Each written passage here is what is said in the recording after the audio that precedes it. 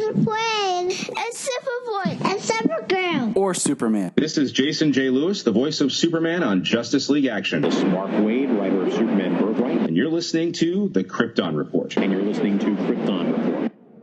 Up in the sky, look! It's a bird. It's a plane! It's the Krypton Report! The All Things Kryptonian podcast, including Superman and Supergirl. We discuss games, movies, cartoons, TV shows, and comics. Find us on Facebook, Instagram, YouTube, and Twitter.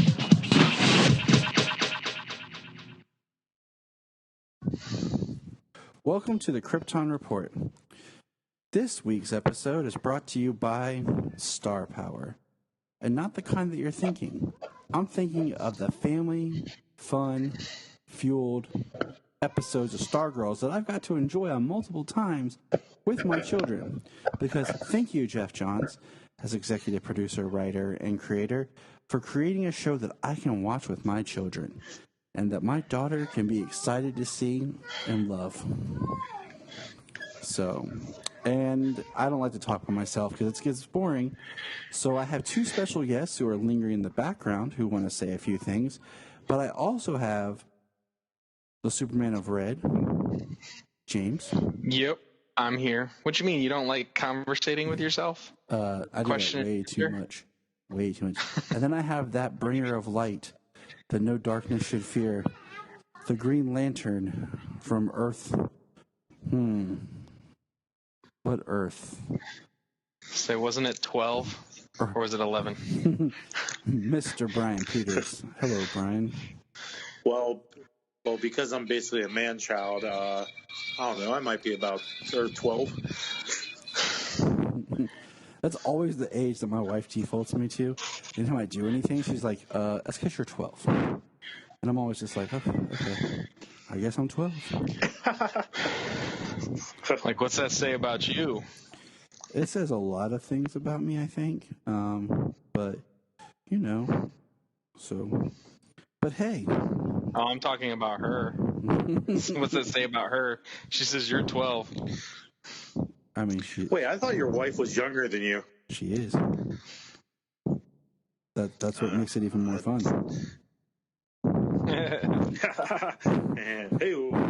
But hey, so this week we got a little bit of news, and we're kind of, catching up with everything.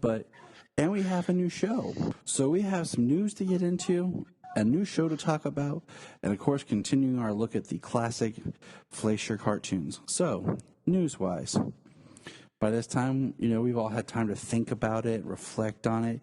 But after one season, Ruby Rose has decided to step down from being Batwoman. And so how do you guys feel about that? Well, I haven't finished Batwoman yet, and for the most part, what I've seen so far, like 2 episodes after Crisis, I mean, it was good. She did a decent job. I know she was excited to play that character, and since then, it's been up and down with reactions to her as the character. Recasting sucks sometimes, but sometimes it helps. Yeah, I mean, I'll let Bryan go. Bryan, what are your thoughts, real quick? I mean, I'm a huge Batman fan, and when the pilot started, I was like, okay, we're kind of get some, there's potential for Kate to be hardcore, tough girl. But as this show went on, it kind of, I don't know how to explain it. It's kind of like Ruby isn't having fun. Yeah. She I don't think she knows how to be a lead yet. I don't think she's there in her acting career just yet to be able to hold a show on her own. Sometimes she feels like she's kind of bored. She doesn't really know how to separate Batwoman from from Kate, and I think that's a writing problem too. But as the show goes on, it's she just feels really kind of out of place, and I don't know. I think that, I mean, and Tyler and I talked about this, that if the actress, and I can't remember her name, that plays Alice and Ruby would have switched places, that maybe it would have been better, because the who is the actress that plays Alice? Anybody know off the top of their head? Rachel something, I can't remember. It's Rachel. Yeah. Okay. But if Rachel would have been Batwoman and Ruby would have been Alice, that probably would have worked better, because Rachel just really oozes charisma and her character. Even though I'm really tired with the Alice character, oh my gosh, I am. Yep. It's just, I don't know. It's and Hush is just trash. The whole show is just gone to heck.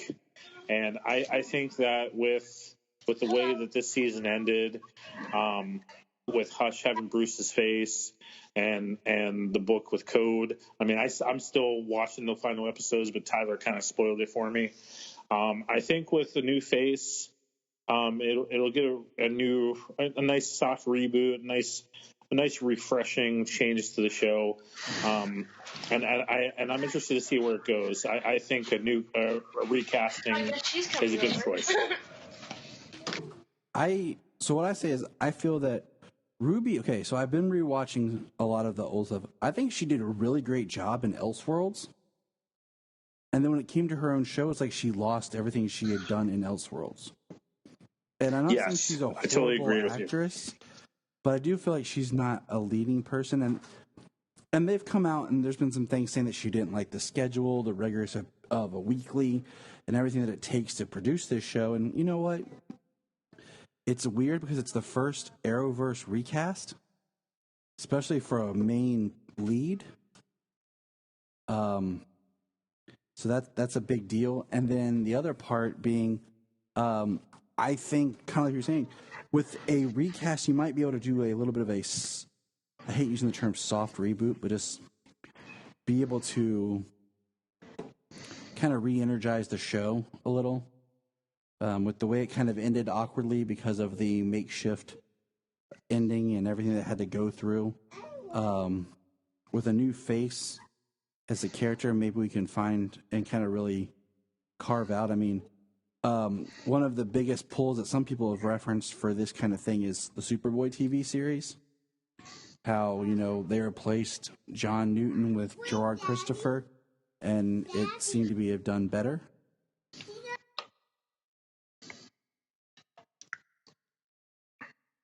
Well, hopefully. So we'll just, we'll kind of wait and see.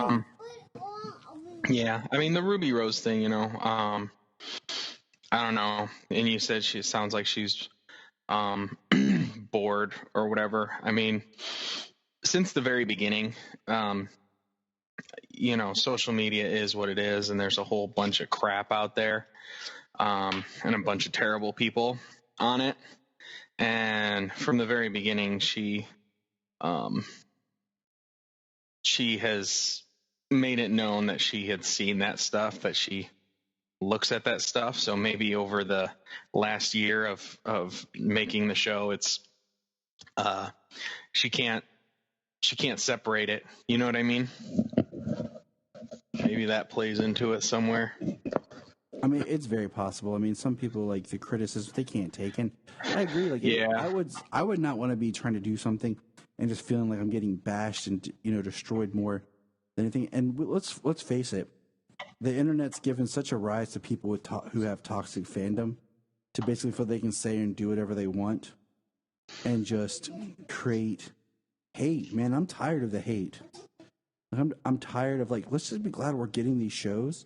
And if it's not your favorite, just don't watch it. If it's your favorite character and you feel they're doing it wrong, I can understand, but it's not. There's a lot of other forces in creative control behind the show than just the actor's portrayal. You have directors, producers, writers that'll all play into what's crafting that character. And I just, I'm just tired of hate. I'm tired of like the toxicity of the fandom. Just let's enjoy what we have. And what kills me, guys, is that all the toxic people, they keep watching the show. Like they're like, this is trash, CW's trash, Snyder's trash, whatever. But they keep watching it, Right. and just so they can just say, yeah, this sucked. But if you don't like it, why do you keep watching it? Like, I don't like some chick flicks that my wife likes, or some girly shows.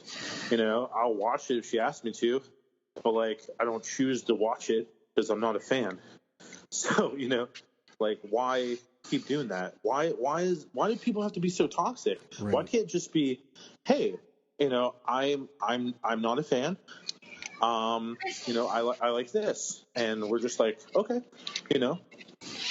like what, like all people do nowadays, it seems, is just exist to be toxic. Okay. Especially when it comes to fandoms, plural. Like that's crazy. I mean, literally, all they want to do is just hate on anything and everything if it's not their little point of view. Right. I like a lot. I'll be the first to say, I like more things than I dislike, in varying degrees. But if it's something I really don't like, I'm not going to continue to watch it. Yep. Plain and that's why. Plain and simple. I love you. That's why I love you. That's why I love our friendship. Like, you guys are always positive. I can be negative, but you guys always keep that positive outlook on things, and that's why I love you. That's why I appreciate our friendship. Well, thank you, Bryan. We appreciate you as well. James and I try. You just get tired. You get tired of the negative. You're like, let's talk about the positive and try not to dwell on the negative. But we're moving on.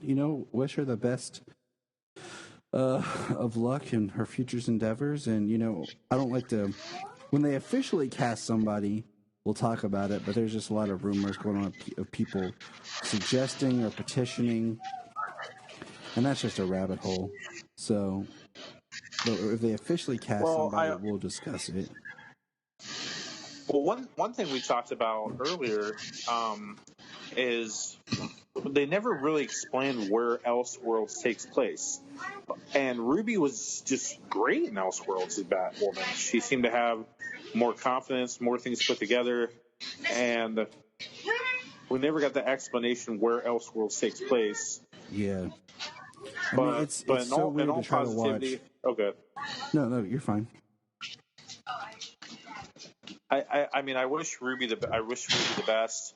I think James probably hit it right on the nail on the head. I think that the negativity just really hurt her, and there's a lot of actors, they never watch their work because they don't want to think they stink. They don't want to dwell on any negativity.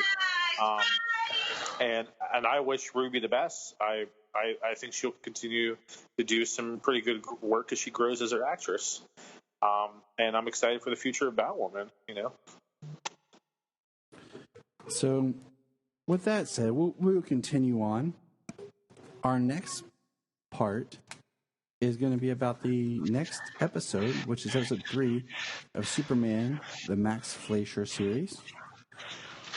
And I had it written down. I keep flipping the last word in my brain, but it's the $1 billion limited. Is that what it is? Okay, so we just watched Superman. What'd you think?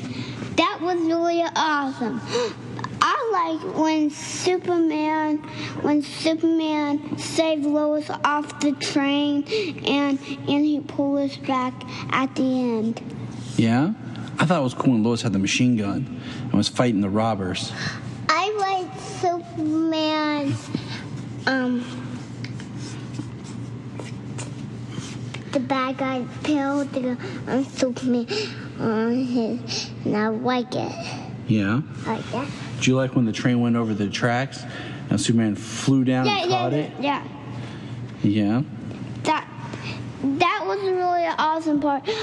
What's your guys' favorite part about Superman and the Gold Rock? I believe that is the title.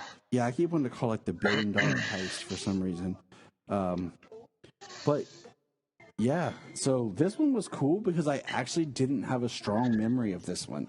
Yes, $1 Billion Limited. It was almost like watching something brand new. So what did you guys think of this one?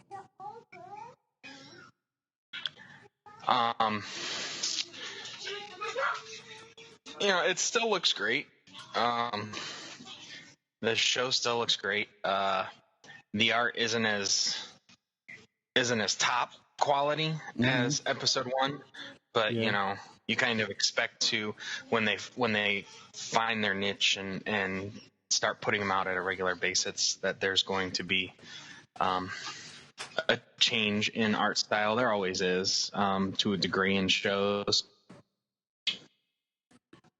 I mean, I liked just Lois in this one was my favorite. Her with the Tommy gun shooting the train robbers. Right? I like that shot. I mean, I just love how strong Lois is in this series. It's in episode 1 she's flying a plane. In episode 3, this one she's shooting a machine gun. Like, this Lois, she ain't messing around, man.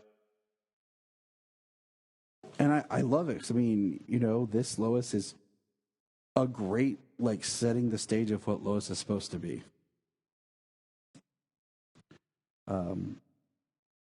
I thought it was just great. I love the ending of just the wink at the camera that Superman always does.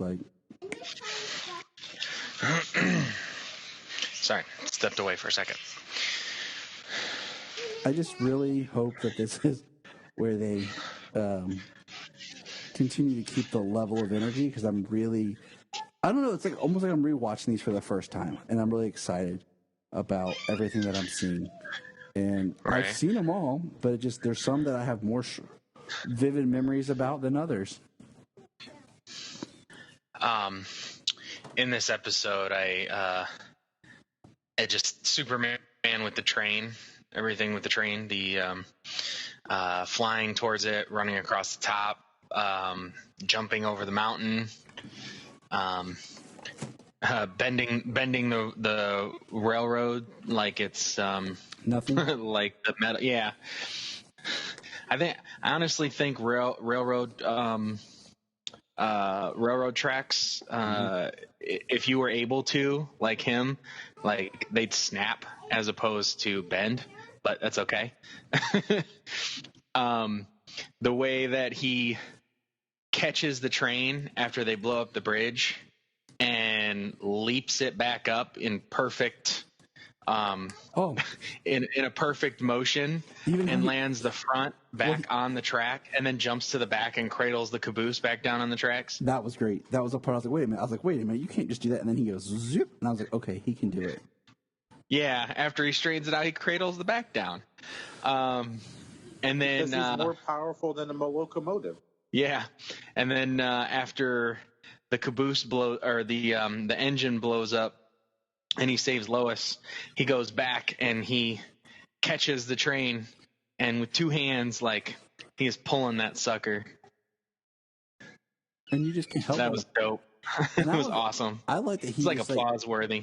Exactly. I like that he pulled it, not pushed it. He pulled it. Oh yeah. I watch Strongman and stuff, and it's nope. That ain't never. James was that's this the is best how my pull there is. He's like, this is how my people do it, guys. Right. This is how they do it. This is how we do it. You got to play some Montel Jordan. This is how we do it. It's Friday night.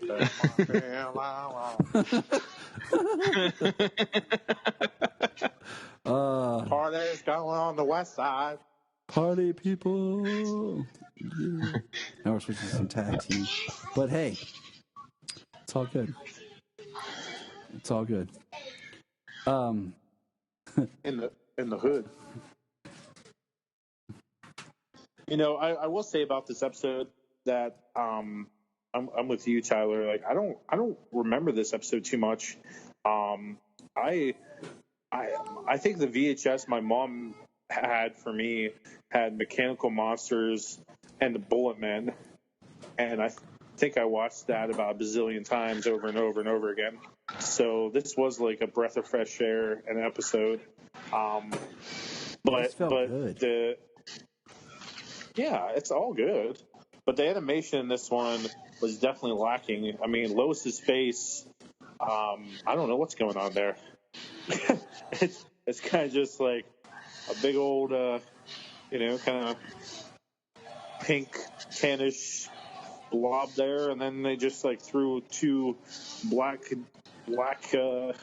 paint swipes for eyes, and that was kind of it. I don't know. They blew the budget on the first episode. I don't know. Or the guys running on top of the train. That was too much of an effect. I don't know. But the fact of the matter is, these cartoons are just so fun. I mean, you see Superman kind of at his best here. I agree. And I like seeing him just like fighting average people. It's always nice. The kind of things he gets into. Sorry, I had the children are excited and ready to talk. So, without further ado, we're going to bring them on real quick to make a quick comments, and we'll segue to our next phase. So, kids, come here. Selah, come here. Now, hold on. Now, go ahead. Talk about Stargirl. Stargirl was a really cool show, everyone. And James, I know you watched Stargirl with your daughter. So, yes, we did. Stargirl was a really cool show. What's your guys' favorite part about Stargirl? What's your favorite part, Solomon? My favorite part is when the robot comes. What's your guys' favorite part about? Heck. Well, we're going to talk about that. They want to hear what you have to say. Selah, that was really cool. What do you want to say? Come here and talk. What do you want to say about Stargirl? Come here. What do you like about Stargirl? I don't know. You don't know? But you just told me you were sitting upstairs. You said, Stargirl's my favorite. Did you like her costume? I was Stargirl like her costume and her... In her mask? Yeah. And there you go, everyone, to Krypton Report. And Krypton Report, too. There, Krypton Report. So, I bring them on because I want to prove my point here. Stargirl is what we're going to talk about. We're going to cover the pilot episode and the second episode. And my kids love it. Solomon he knows that it comes on Mondays. And he said, Daddy, when we get back home, can we watch Stargirl? And I'm loving it because this is the show that I've been waiting for to share with my kids. Awesome. I got Bella right here. What's Bella got to say? Well, here, ask her. There you go.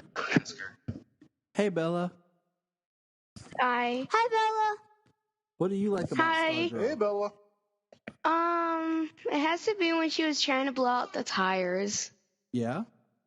Yeah, but the car exploded. Are you really enjoying watching the show? Yes, I am. I love it. See, that's what I like to hear. That's awesome. I love Stargirl, Bella. Yeah, it is very cool. All right, here. Yeah, I think Selah hit it on the nose. The first thing she said, "You need to watch this with your daughter." I mean, and let's just face it. We've talked about before, I don't mind darker versions of the characters. I don't mind that, but I want something to watch with my kids. And Flash is the closest to that, but this show is just straight up for them. Like, it's not a kid show, it's a family show. And I'm very much enjoying this. So let's just kind of break down. We'll go in a circle here. We'll start with Bryan and just kind of give us your just quick thoughts here on just the 2 episodes we've watched so far of Stargirl. Oh my gosh, man, this show has blown me away. Just the opening montage, if I don't know if that's a word to use, of the first episode of the Injustice Society, just running, just kicking butt of the heroes. Solomon Grundy, he looked great. The CGI was top notch. The production quality was great, showing the powers of the Injustice Society. You felt the devastation when you see Starman die and Stripe's arms. And like, I've always loved Luke Wilson, and just to see him in this show, just being this family man and being that co-star, it's been great to see. The Godfather himself. The Godfather himself, ladies and gentlemen. Absolutely. And you threw me off there. But just to see this great family show. When I was a kid, I have great memories of watching Adventures of Superman with my grandma. That was the only Superman show that or superhero thing she would watch. And watching Lois and Clark with my mom, and just being able to watch this. I mean, I don't have any kids of my own yet, but my cat really enjoyed it. She said, "Wow, wow, wow, wow," and she loved it. And going and the only thing I was worried about is if they were gonna pay homage to the JSA and like really pay homage to it, or not just make us a new one. And when Courtney pulled out that picture, I think Tyler texted me. I think we were watching it together. Tyler texted me. He's like, "There you go, Bryan. There you go, Bryan." And that was awesome because I love the JSA with Spectre, Iron Man, Sandman, everybody. And what I loved about the second episode is what? Oh. Sorry, I'm yelling at my children. Oh, you're fine. And what I loved about the second episode is it revealed more that Stripe, he's trying to figure out things too. He's got this robot now. He's never had this robot before. And I think my favorite scene so far is him trying to get the fist, the rocket fist to work. That keeps hitting himself in the face. I thought that was great. You mean edited to Johnny Cash's One Piece at a Time? Awesome. Yes. Yeah. Yes. This show has just been so fun. There's no character that annoys me. I'm sorry I had to say that, but it's just so fun. Like we're gonna see Courtney grow as a hero. We're gonna see Luke Wilson. I can't remember what his character's name is. I just call him Stripe. But we're gonna see everybody grow together. Pat Dugan. Pat, yeah, there, Pat Dugan. That's an interesting character. It's just really good, and it's probably my favorite CW show, or DC universe. It's my favorite show right now. There you go, done. On to you, James, with the weather. Yeah. Take over. How's the weather? We got rain. Thanks, Ollie. No surprise there. Yeah. Right. But no, so James, you go. Talk. Well, it's great. I love being able to watch it with my daughter. Luke Wilson is fantastic. He's great. I like Breck Basinger. She's awesome. I've actually read a first couple of issues of the Stargirl comic, and I'm like, like, did she read these, or did they just write her this well? I think both. Right. Well, yeah, the writing is very good. Johns is on set. He wrote the episodes so far, the first 2. So yeah. So I think he's able to adapt and even make them better than what they were in the book. But yeah, they're really good. I thought the machine, the mech that he is in, I thought it was going to be like the car, like he had a transformer, but it's just he likes the color scheme because he loves his car, which it's a beautiful Buick. So that is an awesome car. Heck yeah. The production values. It's not the car. It's just made out of car parts. Is that what it is? I thought the car changed into Strike. See, No, that was my I first don't. thought too. My first thought was the car changed into, because we saw the car transform in the pilot, but then in the second one he said he made it out of old car parts. Oh, okay. Yeah. I'm deaf. I think he made it out of. Yeah. It's not the car. I thought it was because it looks like the grill almost across the chest. Right. But no, because he goes to the shop and it's just back there. So it's not like he goes through the employees only entrance and it's back there. So like I don't think he pulled it. I don't think he pulled the car in. I think the machine is just there. Okay. Yeah. Yeah, you're right. But yeah, the montage, the training scene of him trying to to get the machine to work properly, was awesome. The first episode, getting to see some of the Injustice Society living lives in Blue Valley. We got that was really good. Yeah. Well, like I said, I didn't even notice the first 2 times. It wasn't until after the second time, and not during, it was after the second time I'd seen it, did I realize that the gym owner is Sportsmaster. Yeah. And that was the second time I didn't even watched realize. it. I was like, I wonder if that's Sportsmaster. Yeah. Because he said his name quickly, and I was like, oh yeah, that makes sense now.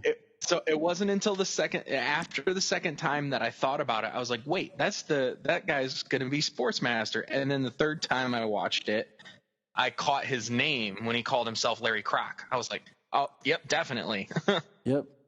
And then come the second episode, I think him and the gym teacher, that's Tigress, and they're married. They're together. In the first episode, we see her in the cafeteria. She comes in, and then they have a daughter who is going to be not Artemis, but why is it Cheshire? Yeah, that's who. So is their daughter going to be Cheshire, or I don't know which one is their daughter? I have to watch it again to see, because they only showed her. They only showed the girl, their daughter, I believe, at the pep rally. At the open house. I don't recall being able to pick out which one she is. I don't think she's at that table, because I have a feeling that the people who are going to be at that table is going to be the new Dr. Midnight, the new Wildcat, and the new Hourman. Yeah, I agree too. Like the daughter is seen at the pep rally, and I mean she may or may not play a role in everything. So because I would definitely be. It would be awesome to see their daughter be a Cheshire in this this show. So I really like this show from the opening frame of the JSA fighting the Injustice Society, and we see Joel McHale as Starman, and he's Starman Sylvester Pemberton, which was the Star Spangled Kid before he became Starman, and then in the second episode we get the line about Ted Knight and the Cosmic Staff, who's the original Starman, because I am nowhere near a proficient person of Starman lore. But with that line, it opens up Ted's the original. It opens up the mythology, and also like what Bryan was saying is what we know is the Justice Society, they supposedly all died or whatever, but we have a picture with a bunch of members that aren't even shown in the opening episode. and aren't even. Yeah, in the opening episode, there's and then in this one, he reveals that Our Man didn't even die. So I mean, it looked like Sandman died. We know that Starman died. Looked like Dr. Midnight died, but and Wildcat, but we don't know about Green Lantern or Flash. And it is. We saw the hat, we saw the helmet, but we didn't see the Flash. Right. Spectre could still be out there. Hawkman. Yeah, there could still be a number of them out there. There's so many members. You know, even the girl who's going to be Wildcat, she could possibly be Ted Grant's child. I mean, we just saw Wildcat out on the ground. It's not like they showed him like taking his last breath. He was in pain, and then they just left him. And that's the last time we saw him. So we don't know how many actually died. Enough to send them all running, but now Johnny Thunder died. It is worth Johnny Thunder, Starman. It is worth mentioning that, just to review, this is the new Earth 2. This is the post-crisis Earth 2. Part of the new multiverse. Oh. Because that's what. So we could get Jesse Quick. We could get a new Jesse Quick.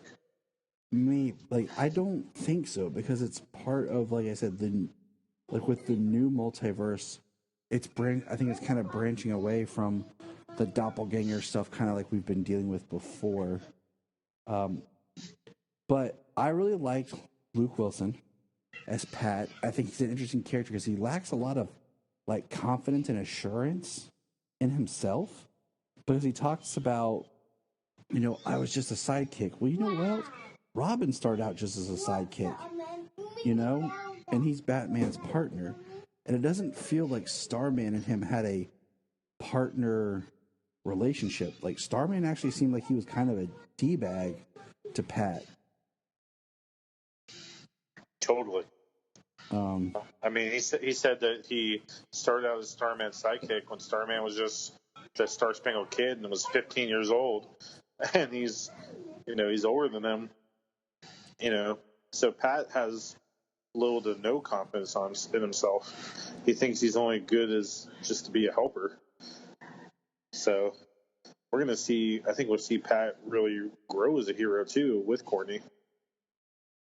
And I hope so as well, because that really, is something that I think that we're going to... Because, there's a line in this where Pat says, if I thought that the members of the Injustice Society had stayed here, I wouldn't have moved us here. I would have kept going.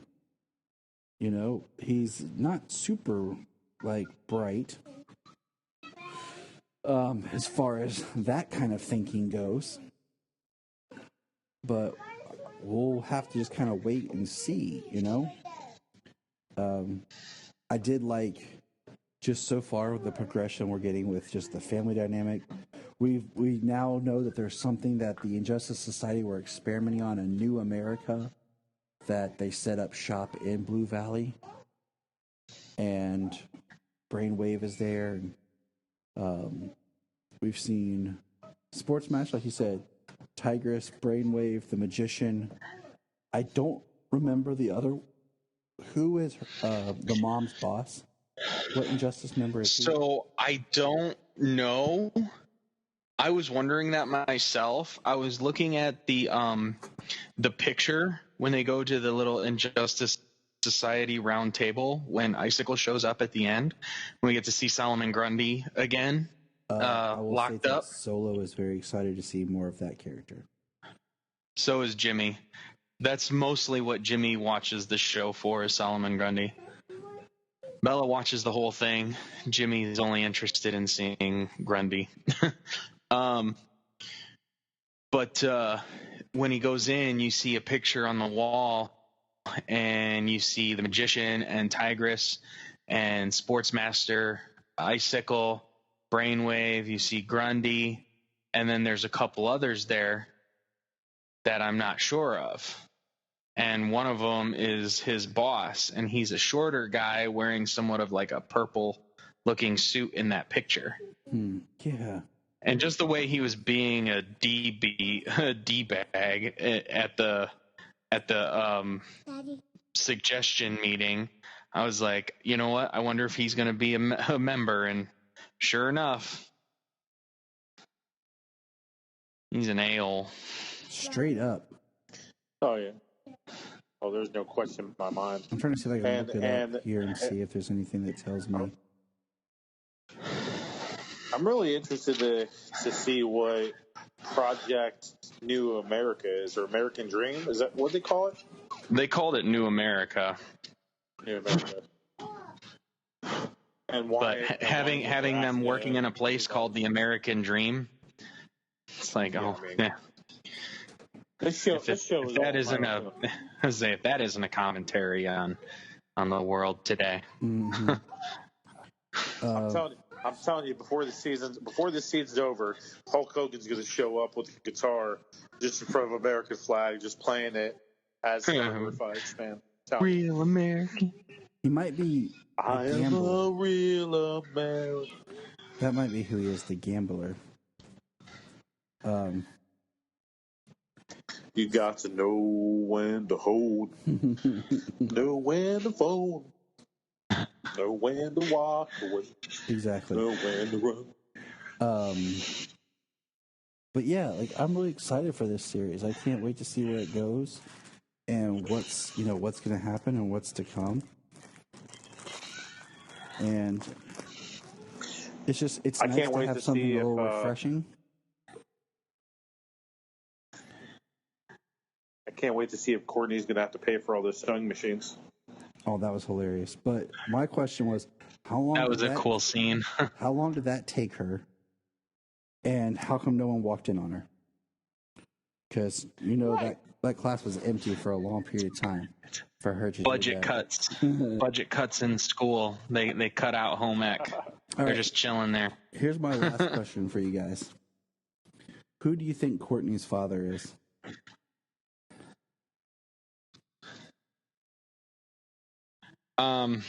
I mean, who is he? I don't know. I mean, I don't think he's anybody we've seen, and I kind of wonder if he's not going to show up at some point and